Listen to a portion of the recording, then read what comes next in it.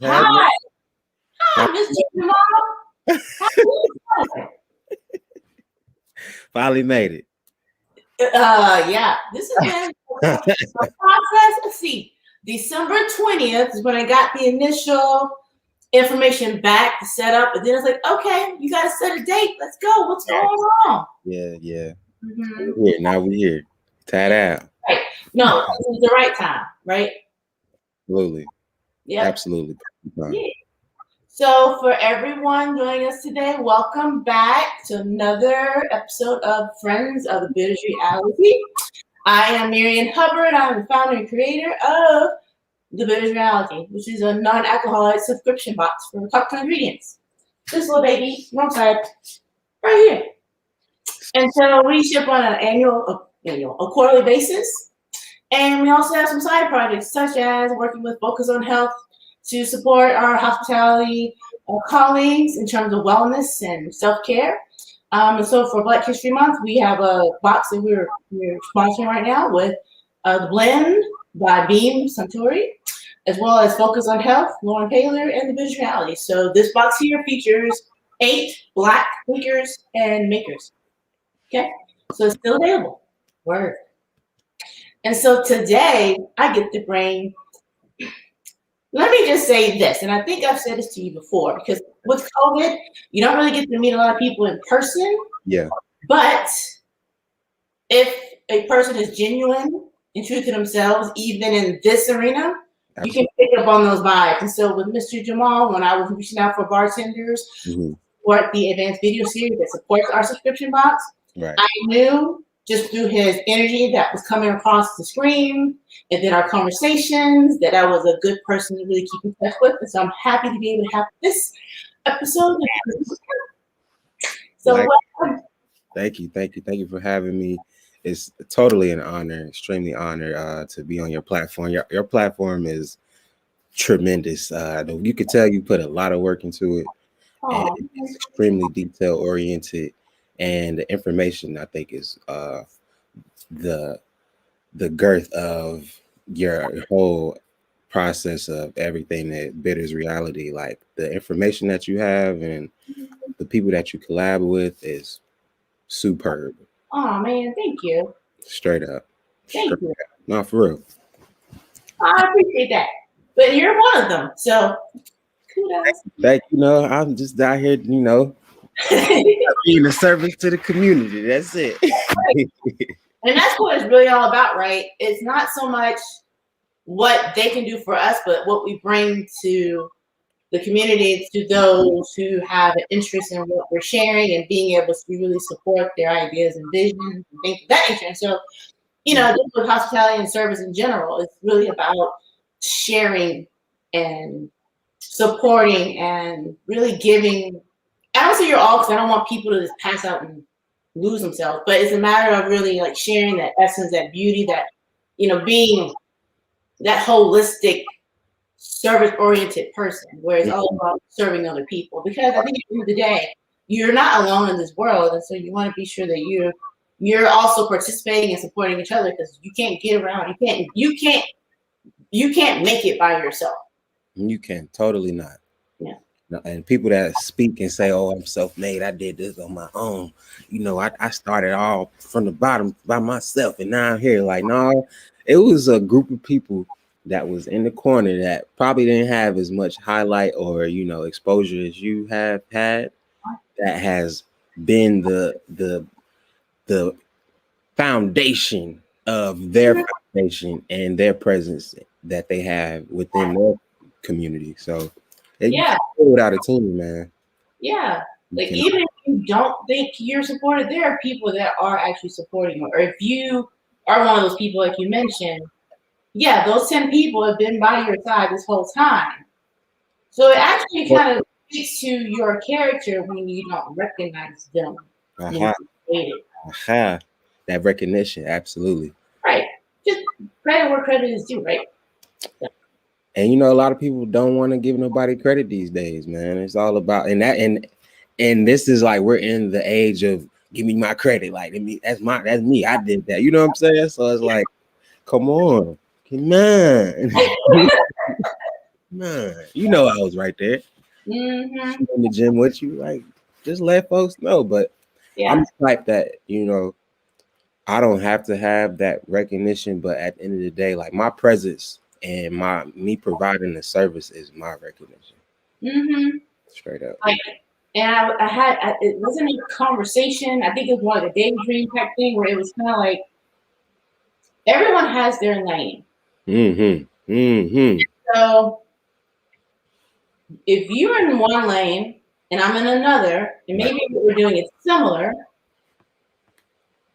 hopefully your focus is on your goals, Right. your perspective, what you are actually going out or wanting to do. And Mm-hmm. that you're not staring over here at this one, because if you're so focused on what everybody else is doing, you're not going to get anything done when you're in this lane. Absolutely not. Then on top of that, if you're in this lane, when you reach out to other people in other lanes, hopefully your conversation is about how are you doing Ah. versus here's what I'm doing to one up that other person. Mm-hmm. That's what I pick up on from people, and so I've done a lot of work, a lot of soul work to kind of like, okay, let me make sure I'm centered in where I need to be, Mm-hmm. so that I'm still centered when I'm surrounded by positive or not so positive, Right. and maintain my lane and my focus on my goals. So, Absolutely. Absolutely. Yeah, so that's one realization that has really stuck well with me is like, bro, stop trying to be a lane changer. mm-hmm. You know what I'm saying? Mm-hmm. And just truly create your own lane. Like once I figured that out within myself as an individual Mm-hmm. and a brand, is like, okay, that's when everything started to come together. Mm-hmm. I'm out here literally paving my own lane, like brick Exactly. by brick, mortar, brick to mortar. I'm laying the cement down. I got my trestler. I'm Okay. here. Yeah. It's like it's crazy. It's like you literally have to pave the way while you're still moving. Like it's like, okay, I gotta put these bricks because I ain't gonna have nowhere else to go if I don't pave this additional route to where I'm going. I don't know where I'm going, but I'm paving my own lane to where I'm going. Exactly. Myself. Yeah. In addition to my support system. Mm. So you really have to stay true to that. And it's tough. It's tough. You like I said, sometimes I'm like, I don't know what's going on, but I got faith in my lane that I'm creating. Mm-hmm. It's gonna take me in the right direction, regardless. Right. And so several things out of that. One, like I noticed your lane, Mm-hmm. like your creativity and just how you present yourself. It's I cursed. I did. Sorry. Kind of. But just how you present yourself it's just super individual. I appreciate And I don't know, it's just a good vibe. Just take it for a good vibe. And I'm like, look at this. And then I saw your wild turkey and said, yes. I think, and correct me if I'm wrong, but because I do know the ladies at La Artisan, and I think you did something with them. What was it called? La Artisan or November Balloons. It Yeah. was an opening. So that was you. Mm-hmm. That's awesome. You're beautiful people. That's cool. Yeah. Like I just like as far as like you said with just creating my lane. Like man, I went into a space where I was just like, okay, I felt like the industry wasn't receiving me. So I'm like, okay, I'm gonna have to like literally reconfigure my presence. Mm-hmm. So how one way that I started doing that is at the time this was like 20. I say when I started everything as far as like my individuality within the industry was around like 2015, and I started calling myself the Bearded Bartender. Mm-hmm. So once I figured out I can grow a beard, to this level of luxuriousness, you know what I'm saying? I'm like, I need to turn this into a brand. So I literally, I went to school for graphic design for those that don't know. So I'm, I use Adobe Illustrator and Photoshop mainly to create most of my illustrations digitally. So I created one of my good friends, Dominic DeJesus. He's a dope animator, illustrator extraordinaire, and I sit down with him. I'm like, bro, I need you to like collab with me and help me come up with like a brand logo. So we came up with that. We got it together. I started creating business cards because I'm like, when it comes to like marketing and branding, I'm extremely old school. Like a lot of people don't like business cards nowadays, but I love a good old business card, man. Listen, I should have had business cards the last time I was in the post office with all my mom. Just that exchange, man. Like some people don't like, you know, even though we are in the future with technology. The future is here, y'all. If you ain't caught up, you need to catch up and get with this technology wave because it will leave you behind. Yeah. So, but something about that business card exchange, man, it's just it's so like, what's the word I'm like? It's just so personable, nostalgic and personable. Yes, like you know what I'm saying. It's like, oh, he gave me a business card and this thing nice. Yeah. Oh, cool. And it's just like a lot of people do. I end up in the past throwing business cards away, but I ended up collecting them and putting them into like a photo album book. Nice. You know what I'm saying? So a business card, you know, y'all will take you a long way. And a lot of people will be like, hey, I called you. I have found your business card. I'm like, dang. Okay, cool. So it is out here working. So, you know, that's just one of my market employees that I'll never let go. Yeah. Like if I had it, I would have been able to pass those out to people that are asking me, so what do you do? You know what? You're right. I should have had that in my hand. No, go but ahead. Don't go too far. Yeah. You do the introduction, or at least say this is Jamal, but this is also what he does. Share with the people. Okay. All your things. Like I put on the show notes, like your website, Right, and your handles, and talked about cocktail art, but also the artist. yes. So formally introduce myself. I'm Jamal Rashad. I'm hail from Atlanta, Georgia. I've been in the cocktail industry, hospitality industry, going on 10 years now. Lord Jesus, it's crazy. I've worked at your mom and pop locations from all ethnicities to Caribbean, all the Caribbean from Haitian, Jamaican. I worked at African locations. I worked for Chinese locations. You know what I'm saying? I've been a dishwasher. I've been a server. I almost was a cook, but I sweat too much and I would have been sweating other food. Okay. I tried it though. I tried it. But I can cook though, you know, professionally, if you ask me. But Good test. you know, we can go at it. We can go at it now. But I've worked, man, from your corporate locations. I used to work at the Fox Theater in Midtown for 4 years. So working in venues like that groomed me to be able to handle high volume crowds. Like, you know, bartending can get crazy sometimes. Imagine like 50 people in your face.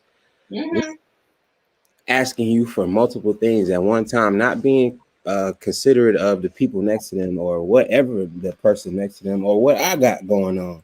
It was what they want and they got their money, you know, that exchange. So just being around that. And then, like I said, I went to school for graphic design. I've always been in the art realm as far as music. When I was in high school and middle school, I used to play the saxophone. I did concert and jazz band. I also am very fond of drama, theater. I can act a little bit. You know, I do a little comedic acting, improvisations, mainly like comedic improv. You know, crazy, silly stuff, switching up my voice. You know, creating different characters of that nature.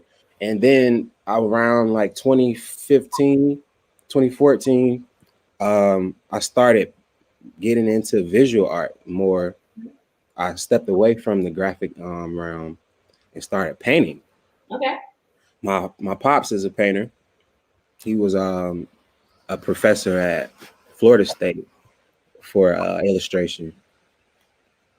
That kind of interested me when I was in school, but I never really took it seriously until I had an opportunity. A friend of mine, shout out to Rika, she's the bar manager at Negro Village, Okay. ATL. So, excuse me, not it's not the restaurant formerly known as Negro Village, now Negro ATL. Excuse me. Get it Right, you gotta get it right. I ain't trying to, right. But yeah, she's the bar manager at Negro ATL, and her partner, Sin, they used to do this show at the Apache Cafe called Express Yourself Tuesdays. So they gave me the opportunity to do live art every second Tuesday consecutively for 3 years. Oh, wow. So I would literally paint live alongside a live band, a host, and people from the community coming in, and people that would travel in out of state to come to that venue and perform, whether it be poetry, um, whether it be some type of vocal singing, just anything, whatever type of way they wanted to come. They allowed literally anybody to come on stage and express themselves. Right.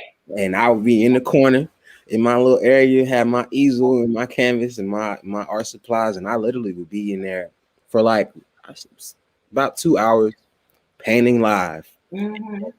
Some nights they would auction the piece off via raffle ticket, or they would do like an old school auction. Like, hey, my brother, the visual. That's my artist name is the Visual Doctor.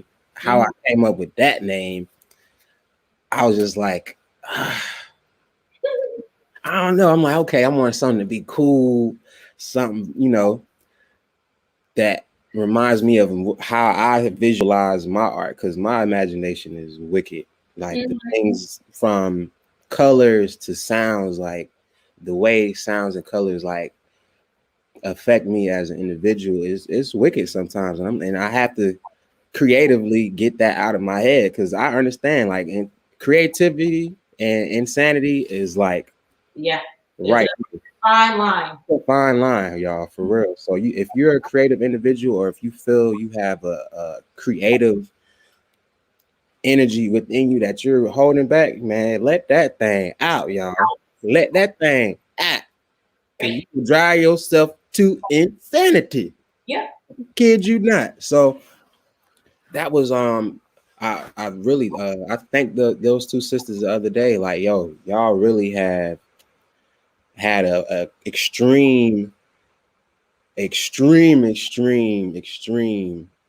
point in my evolution as an individual, as an artist. Like, just even being able to paint live in front of people looking behind me and it's like 1,000 eyes. I'm like, oh Jesus, like that stuff is nerve-wracking. So it brought me out of my comfort zone, and it brought me into the individual artist that you guys see today.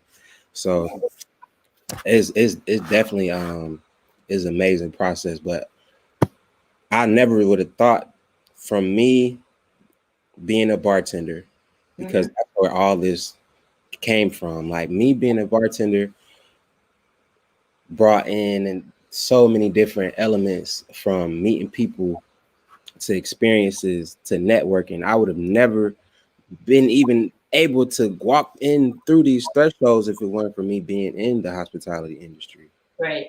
So that is like the pivotal key in my whole evolution as Jamal Rashad.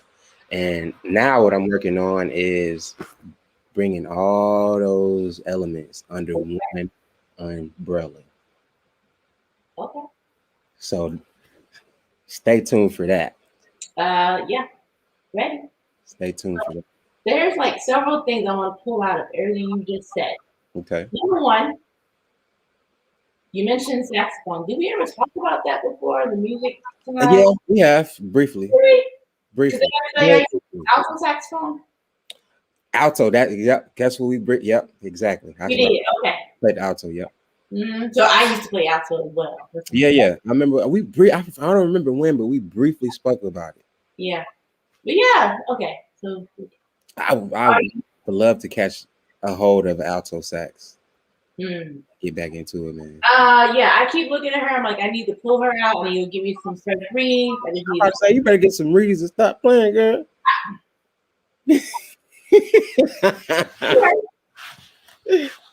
I want that ties into the next phase of what you talked about when you brought up the fact that if you have a creative or something going on that you really want to do, don't sit on it, do it.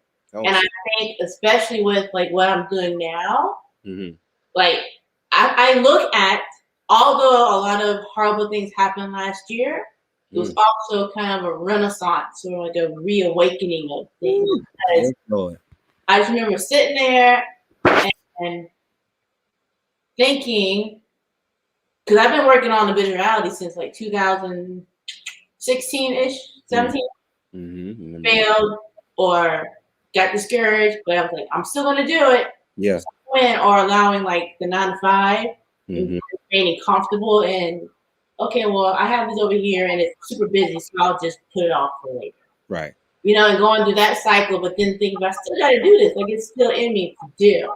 And it was like I don't know what the word is, a ravaging or like this huge push. And I was hearing, whatever you believe or don't believe, I'm not super spiritual in that way as well, but the force. I knew my grandfather was telling me, you got work to do. Do it. Yeah. And so I stand on that till this day. Absolutely. So I've just been creating and busy, and that's why I'm like, all right, who's this person? Let me talk to you. Because if I can actually go back to my IDD on 2018, I think was the last one I saw. When I have reached out to people in the past and it's cricket. To 2020, and it was like a river of people.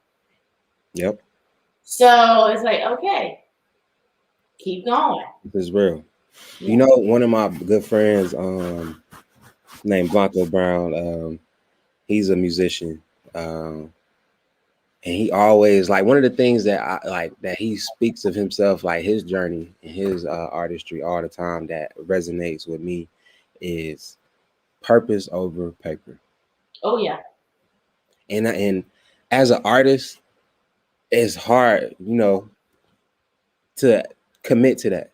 Yeah. Like wholeheartedly, like to truthfully have faith in your purpose versus the monetary value of your work. Because at the end of the day, we need that paper. You do. We need that paper. But once you move in purpose, man, I'm telling you, like, things start moving. Mountains start moving for real. Like, seriously. Like, and it's times where, you know, of course, you kind of stray away from that energy and that feeling. Like, okay, I'm starting to drift away. I'm starting to drift away from that purpose. I'm starting to drift. You know, I'm starting to get a little, you know, you get anxious and you get nervous and you're like, okay, I need to do something to make some money. Like, bump that, you know. But when you truly submit to your purpose, y'all, things happen. I'm telling you, like, that's how the wild turkey opportunity came to me. Like, that literally fell into my lap. I swear, it literally fell into my lap because at the time, I was just truly going through the motions with my 9 to 5 at the time. I wasn't feeling. I didn't feel secure within my position that I had within my 9 to 5, and they weren't making me feel that they were feeling that same way for me as well. My presence, I didn't feel that my presence was appreciated or needed. So I'm like, okay, y'all, I've been working with y'all for this XYZ amount of time, and this is the way that being in this establishment is making me feel. and I started to get antsy. I started a little itchy. Mm-hmm. I don't know what I'm gonna do, but I'm finna get up out of here. So I'm literally in that mode. I'm like, okay, I'm about to step into purpose more. And this is like in the middle of COVID when quarantine was still, we're coming out of quarantine at the time. This is like July, August. And Mm-hmm. a good friend of mine, yeah, exactly. So a friend of mine hit me up, was like, hey, uh, are you interested in a opportunity to do a commercial? He didn't even say it like that. He was like, I got a opportunity for you. My boy said he needs an elite bartender. This is his exact words. Mm-hmm. I'm like, okay, yeah, I fit that. You know, I'm extremely elite. Like, let's go. So he's like, I'll send him your email. Uh, I got the email from the brother. He was actually the casting director for the Wild Turkey campaign. It's called You Know. He sent me a text of a detailed list of descriptions that I needed to do. So basically, he wanted me to send him an audition video. So I had to tell him what 2 cocktails I would make with Wild Turkey, why I chose those cocktails, and a crazy experience that I've had as a bartender. And that's in the bars I worked in, I can't even count how many crazy experiences I've had. All of them were crazy, just about. Especially working in the city, in Midtown, downtown, it was wild. And clubs and lounges, it get a little wicked sometimes. So I did that. That was probably the video had the I think the video submission video, he wanted it to be 5 minutes tops. Yep. So I told him that I would make a with Wild Turkey 101, which is a pretty decent bourbon. I chose the Boulevardier and uh, did I say Manhattan? Old fashioned. Yeah. So, I'm breaking down the ingredients for those cocktails, telling them how I made it. And then I told them a story about when Tiana Taylor came to a bar that I used to work at. Mm-hmm. She literally shut the whole room down. Like, can you imagine like her walking in and then literally everybody like stop, all the clinking and chatter stop. Okay. Literally, she moved the whole room. But anyway, I submitted that. The director wanted to schedule a Zoom meeting for me. So mind you, the Zoom meeting, I was in Florida visiting some relatives for a family reunion. Mm-hmm. So I'm like having a good time eating, having some libations, staying up late. And then the casting director texted me like, hey, the director wants to have a Zoom meeting with you in the morning at 11:30. I'm like, it's like 3 in the morning. I'm like, show up though. Yeah, so I'm like, dang. So, and shout out to that brother. Like, he literally gave me a wake-up call. Mm-hmm. He's like, he texted me like literally 30 minutes before the Zoom meeting, like, hey, bro, don't forget 11:30 Zoom meeting with the director. And I was totally asleep. Mm-hmm. So shout out to that brother because he totally came through with that wake-up call. But it did the interview with the director. He kind of did some role playing back and forth. And he was like, I like you. And from there, I had to drive to Tennessee, Johnson City, Tennessee, for 2 days. We filmed for like one whole day, probably about 16 hours, from like 9 in the morning to like 2 that morning, something like that. And that was it. That was a great experience. Great experience, which sparked the interest of me wanting to get into more of those acting roles. Because like I said before when we first started, I always kind of wanted to get into acting, but more in I guess a more natural way. A lot of people like that are in the acting, film. They're like, "Oh, I'm an actor." I act. I be out here acting. You know what I'm saying? But for me, it's just another outlet of my creativity, as an individual. And if I just so happen to gain opportunities from, me being myself, then hey, let's do it. So I believe that commercial just sparked the actor in me to like, okay, it's time to really do it. It reminded you of what you already knew. Exactly what I already knew exactly, and that goes right back into that purpose over paper. Yeah. So once that you feel that urge, like, okay, this is what I'm supposed to be doing, because it was so effortless. Like the whole set was like, you sure you never done a commercial before? I'm like, I promise you. Mm-hmm. It was just so fun to me. I was like, let's do it. Okay, You well, were so calm, and then I was like, "That's something I bet you would say," and like real like what you the comment you made, because the guy was like, "That's not that high end of a quality because the price is lower," and so he made a comment about it being that's not high quality, is it? And you're like, that's not what determines quality, which doesn't, especially in the world of bourbon. Like just because it's a high price point doesn't mean it's a quality bourbon. absolutely, and that goes with all spirits across the board. There's so many spirits that people don't have knowledge of, and you probably will never have knowledge of or even hear about, but it's so good of a product, and it probably costs $10. Yeah. But the distillers who make it, the company, they put so much love into it. It translates in the flavor and the taste. Yeah. Yeah. So, It's about that cut and that process. mm-hmm, And then I want to touch on your upbringing, and I want to get your opinion on this because I've talked to my brother, mm-hmm, creative, but I think he kind of holds back, or he's. I want him to be comfortable to do more of what it is that I think he wants to do, but he's not had that same visual experience like when you had representation with your father, right? With your mm-hmm, father, was a professor, and he was an artist. Do you mm-hmm. feel, and then maybe it's just a general question, not just as a black man, but in terms of like art and expression, Mm-hmm. do you feel that you would still view that world in the same way if you did not have your father's presence?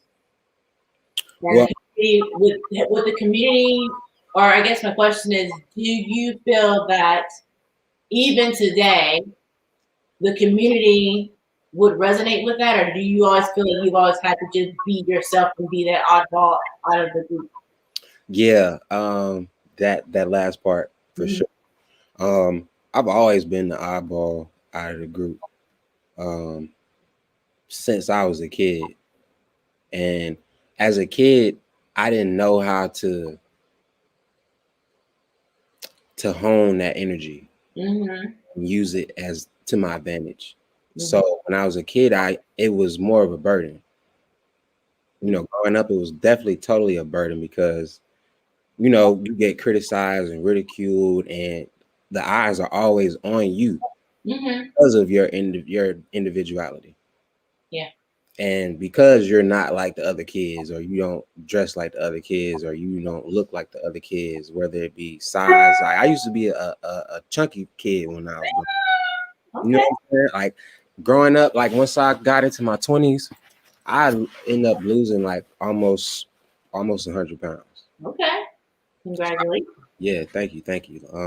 And that definitely had a big effect on my individuality and how I perceived that people received me. Mm. But as I got comfortable in my individuality, Mhm. that's when, and I can totally give the credit to my uncle Chill. He was a fashion stylist, Okay. designer, runway model when I was growing up. Nice. He still is a fashion stylist. He's more like on the back end, like, for his personal clients. But Mhm. if it wasn't for him, like straight up, I wouldn't be who you all see as, this, fashion trendsetter, etc. Like, I had to totally come into my individuality. And as an artist, people are always going to have something to say. That's right. People are always going to have an opinion about Mhm. why you do what you're doing, about why you look the way you look, about why you wear your hat to the left or to the right, Right. why you use red instead of blue. Yeah. There's always gonna be somebody saying something about something 24/7. Right. And as an artist, you can't give a fuck. Right. You cannot, because that's what pretty much holds you back, Mm-hmm. and it clouds your vision, and you can't create, and you get writers or artist block. You know what I'm saying? Just from that fog of the masses, from what other people are saying, you just can't give it down. You can't, and it's hard. That's hard. That's hard. I It's think it's hard initially until you start working on and recognizing the power within yourself to where you're kind of like, okay, especially as a man. and off. Especially as a man, because it's not masculine to be into fashion, really, as a black man, for some odd reason. To be black and masculine and heterosexual, you can't be trendy. You can't be artsy fartsy. You can't have that. It don't add up. So then it's like you got all these other speculations, you know what I'm saying, with that. So it's just like I said, you just can't care, man. You just have to truly do you, and that goes back to that purpose. You just really have to figure out what your purpose is and what drives you individually, what moves your spirit, and act on it. Right. And so, and there's another flip side to that, right, where you're kind of working in your purpose, but also understanding. It kind of goes back to the purpose versus paper, Mm-hmm. and the like following your path or staying in your lane.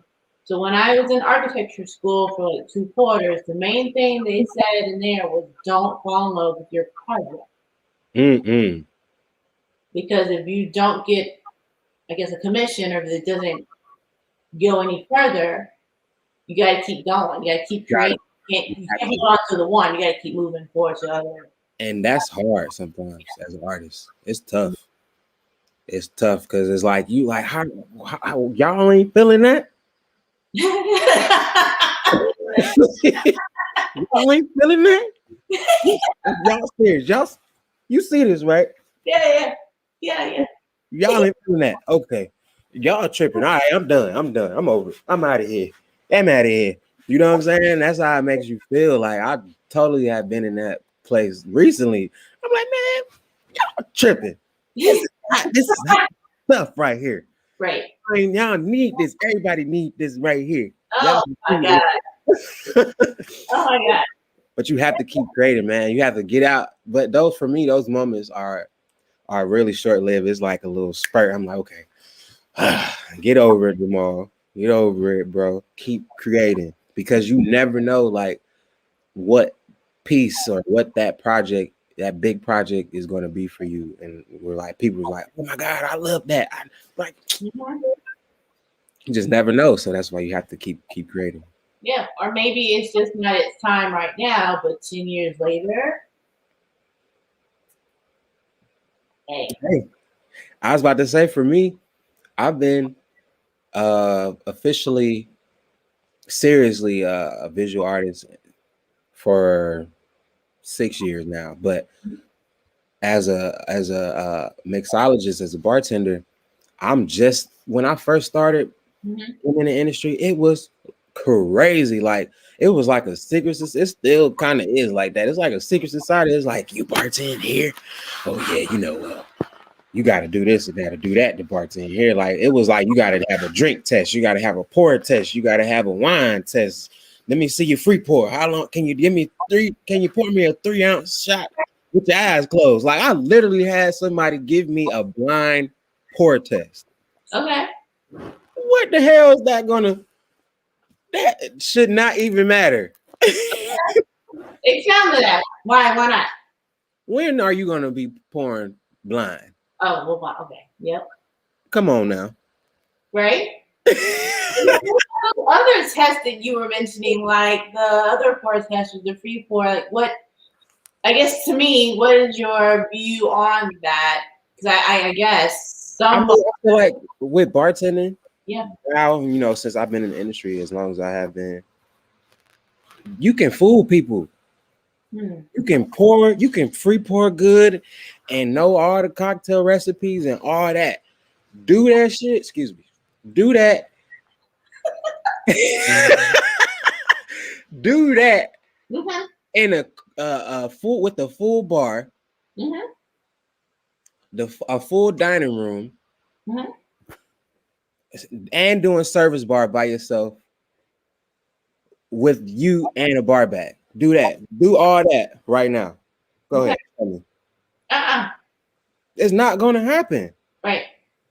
So it's like when I first came into the industry, it was just like you had to be so perfect back then as a bartender. You had to know all this stuff and all the glitz and glamours and the tricks and the cocktails, but it's impossible. Show me how you move in the midst of. Yeah. That's why I love establishments that do stages. Like, we're going to have you come in and do a stage. Let's see how you actually move with our clientele, with our products. Let's see how comfortable you are behind the bar. How comfortable you are with using the tools.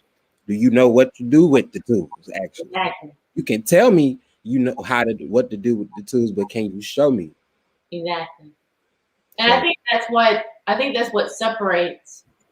Because when I talk to other bartenders and what I have learned about the culture, because that's my whole thing. I'm a cocktail enthusiast, right? I can sit here and come up with a good cocktail.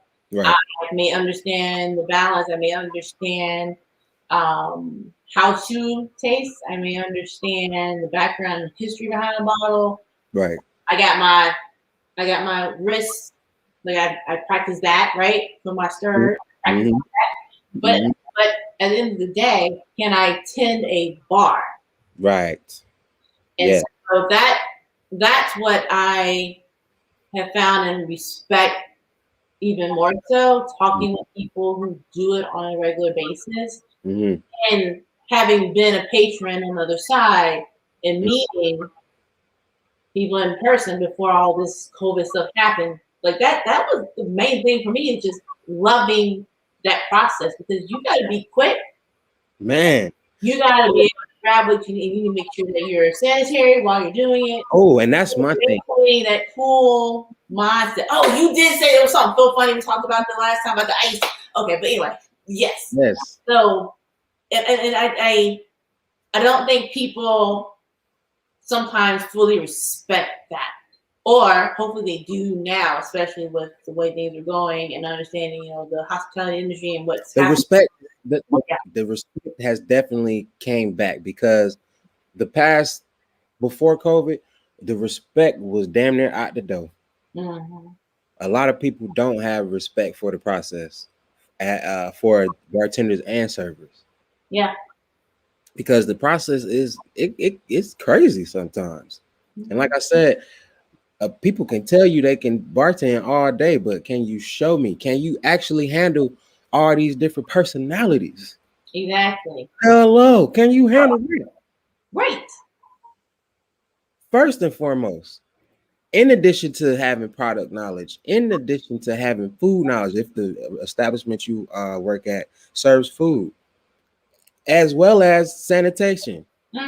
I'm huge on sanitary. Anybody know me out there? Anybody ever pulled up on me to any bar I've been at? Y'all know how I get down. Yeah, I'm playing on dirty bar. Right. I will not work at your establishment. All you owners out there with the nasty bars, let it be known. All out. Y'all need to cut it out. And it's crazy, because it's like, how when I say y'all, I mean like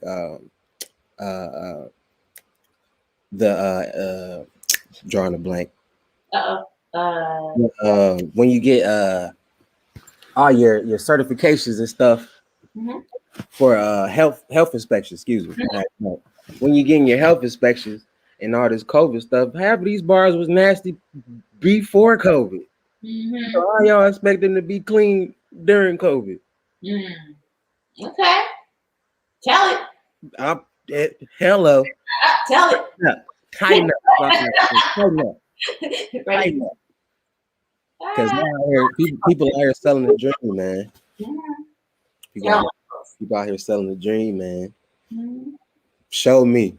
That's my thing. It's and I'm very not easily impressed when it comes to a lot of these bars. Because like I said, I've been in the industry for 10 years and I've worked over now. I've been behind over 20 bars. Mm.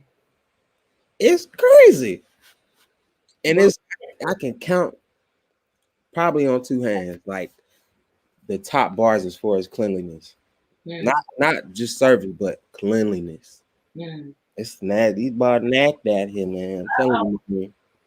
These folk nasty. He about to publish a list. So that's a subject we gonna for a later. Yeah. Down. So then we get into our speed round. You ready? Let's go. Okay. You have already kind of touched on the respect factor when it comes to hospitality. What is a misconception? I said this the other day when I was talking with D out of DC. Mm-hmm. What is one misconception that people have about the hospitality industry that you want people to be aware of today? Not what we've already talked about though. I want people to be more present. Mm-hmm.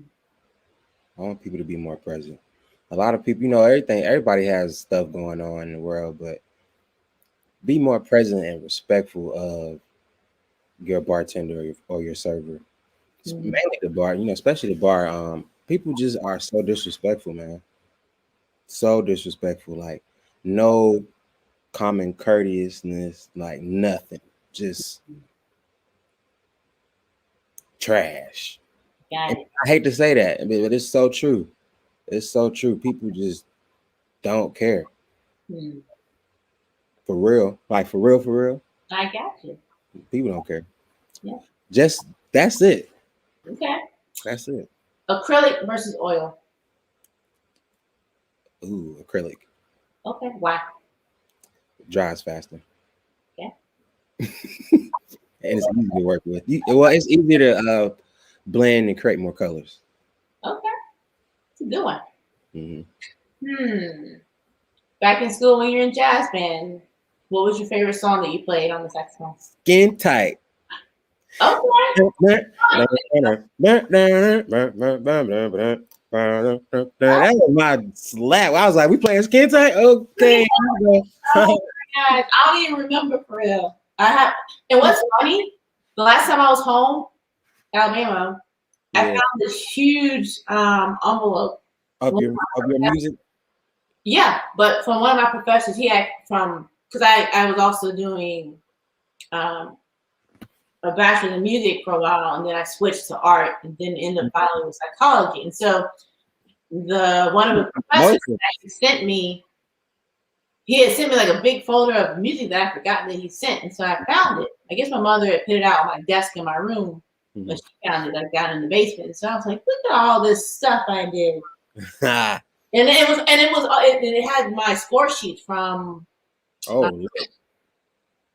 What do you call those when we do that? When you get up on stage and then you have like, but there's a name for it. I'm going to blank, but basically the test, I guess, or whatever. Yeah. So I had other professors that would give their score sheets and their comments. Right. Yeah, that. And you asked a question in the middle of that. Oh. But yeah. So, but I can't remember any song. I gotta That it for me. That was my slap. Yeah. That was good. Spirit animal. Dragon. Real Komodo dragon or like fairy tale dragon? Fairy tale dragon. Okay, why? It's a majestic being. Okay. It's like people say they've seen it. Some people say it doesn't exist. How they move, they're like land. They're like all terrain creatures. Okay. And if you piss them off, they breathe fire. Okay. So we you off though. Yeah. Though, right? It takes a lot, but once you get me there, I'm blowing fire at you. Okay. Yeah. Oh, hold on. tropical fruit. Mango. Okay. And favorite cocktail. Ooh. Hmm. Oh Lord. Favorite cocktail. See, this is a tough one for Okay. me because you know what? I'm gonna keep it simple. Okay. Margarita. So good margaritas, especially at home, is great. But I need a double. That's fine. Mezcal, preferably. Got it. Double Okay. mezcal margarita. Let's go. Got it. And what is the quote to live by that you What's want to share? the Quote to live by. quote to live by? Hmm. Hmm. Quote to live by. I have so many in my head. I'm just trying to pick the one, you know. Hmm. Right. What is a quote to live by? I got it written down. Hold on. Let me go. Gotta go in my notes.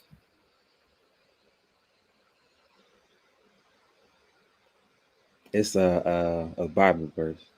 Okay. I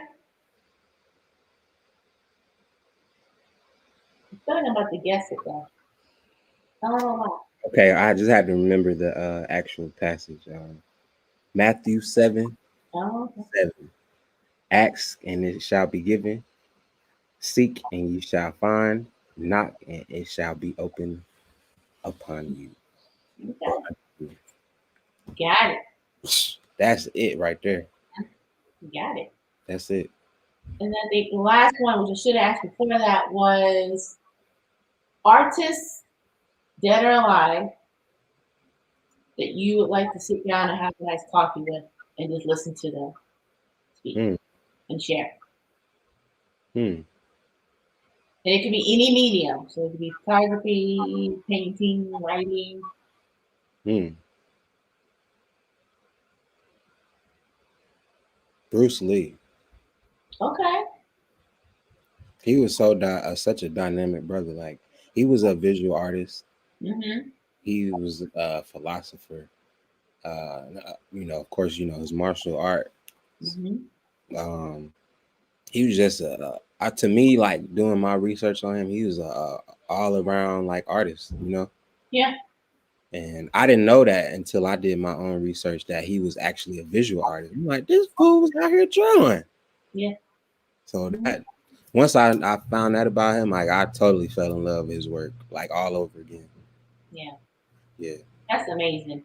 It to me, it's amazing how many layers once you really take the effort to get to know a person, Oh, oof, woo.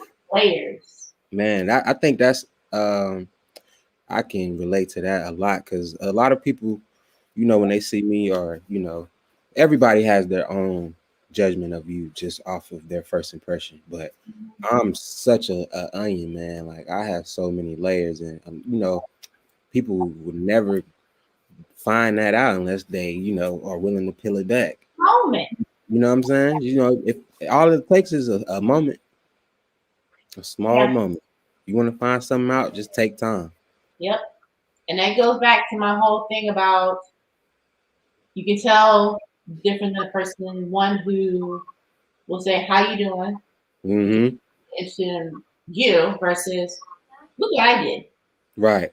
You can tell the difference right up front. Right. No, for real.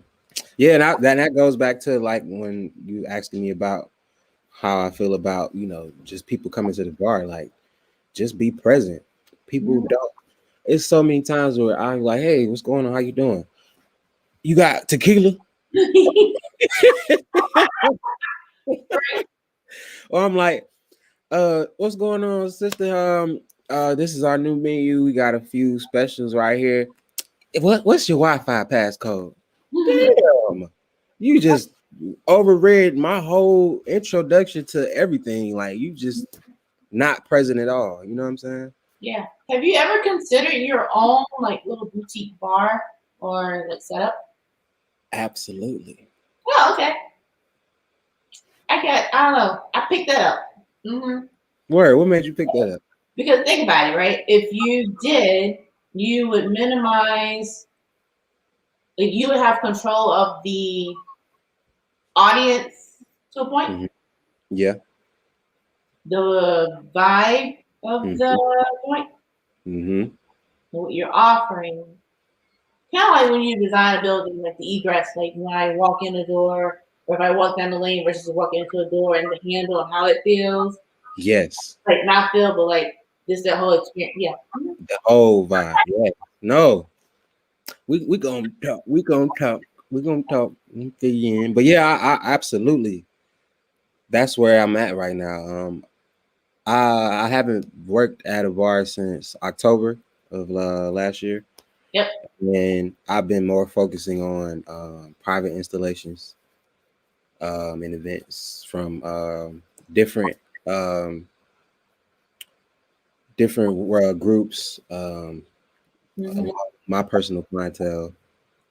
So I'm just really just waiting to get everything together as far as like a business plan proposal, because that's definitely my next step. Don't take all day on the business plan either. And they can be really simple. I'll send you a template. Please do, please do, please do, because that's my next move. I feel the industry is missing something. Mm-hmm. We're missing something very um,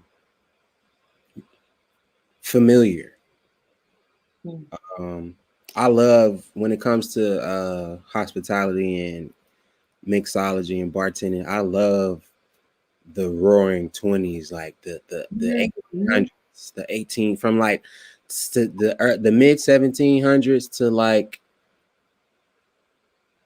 the early 1900s. It Mm-hmm. was lit. It was Yeah. lit, baby. It was lit. The big bands and everything. Mm-hmm. Man, they did it. They really did it, and I want to bring that essence back to Yeah. the industry, Yeah. like that true essence, like that saloon vibe. Mm-hmm. You know what I'm saying? Like that real deal Holyfield speakeasy, because everybody swear they got a speakeasy nowadays. These folks ain't got no speakeasy. Mm-hmm. It may look like it a little bit, just because you can smoke a cigar or whatever, but it ain't it. The couch. And you know, it ain't it though. Mm-hmm. It's not it. So I'm bringing that. That's the vibe I'm searching for, in search of. It kind Provide of reminds me of, so I lived in Ohio for, what was it, 11, 10, 11 years. And some things. well, when I hear, um, like when I hear about like the market or, oh, geez, what am I trying to say? Anyway, when you hear about the market here in Atlanta, it's usually a big box store. But I'm used to like going to the outdoor market. Mm-hmm. It's kind of that same idea, like Mm-hmm. speakeasy versus an actual speakeasy. Right. The real deal. Right. Like I'm talking like the location may not even be displayed. Mm-hmm. If you know, you know. Yeah. Well, The, okay. You got work to do. oh yeah, mad work, mad work. It's lit out here. It's very lit. But you know, it's a lot of uncertainty and fog in the atmosphere right now with everything that's going on. But it's a beautiful, wonderful time to be alive. Oh yeah. It really is. So I'm taking advantage of it the best I can to my advantage. Mm-hmm. What you got up your sleeve? What besides, being great? Ah, I mean, I'm just working on my subscription box, my magazine. Shout out to your magazine, man. I love your editorial. It's dope. Oh, Yeah, and I gotta get you guys featured in it too. Yeah, Uh, I love a good read. I'm working on my miniature box as well, so we're working through that process right now. Hmm. Yeah, so that's kind of where I'm at in terms of just kind of growing. I am working through those certifications and also trying to figure out what else to do Hmm. with them, stuff like that. So, Right. Yeah. Well, on the flip side, I'm in addition to me, putting together a plan to create my own establishment. I'm interested in becoming a brand ambassador for somebody. oh, that's dope. Yeah, it's been like kind of finicky as far as like the information I've been gaining from like my colleagues and the people that I know that are already in position of a brand ambassador role. They're like, oh yeah, just wait, got some openings. I'm like, y'all better, Right now, okay. y'all better let me in. And so that particular type of work that would involve a lot of travel, or more so kind of regional. Definitely a lot of travel. Most of the ambassadors I know of, they do a lot of groundwork. But I've been in the city, like I said, working for so many different establishments. I feel like I have that access and connection to ownership establishments to where I can make a imprint. Right. So they just gonna need to stop playing with you, boy, I like it. Okay. I like it. and go on and let me in. So I had an opportunity with Ciroc, but they turned me down because of the commercial I did with Wild Turkey. Oh, Yeah, I didn't understand that either. yeah. Yeah, so I'm still in search of, you know, getting that done. So my plan is to be somebody's ambassador by the third quarter, no later than the third quarter. Okay. So I'm on them. I'm not. Hey, look, I got my sage spray. They call my sage. I got my sage spray. I hope. Hello, manifest that thing or manifest that, into reality. Yeah. But yeah, Well, that's thank you so much. thank you for having me. Thank you I for think having me. season two. I think for season two of the Friends of Visual Reality is about to hit an hour for every show. We are at an hour and 2 minutes. Ooh, we is I ain't even seen that long. No, it didn't. I said, Wow, oh, so that's I got to dope. meet at 3:30 on the other side of town. So I got to make sure I can get there. I'm like, oh, That's tight. We did a solid hour. yeah, That's what's up. Thank you there's for a lot having of good stuff to talk about. me.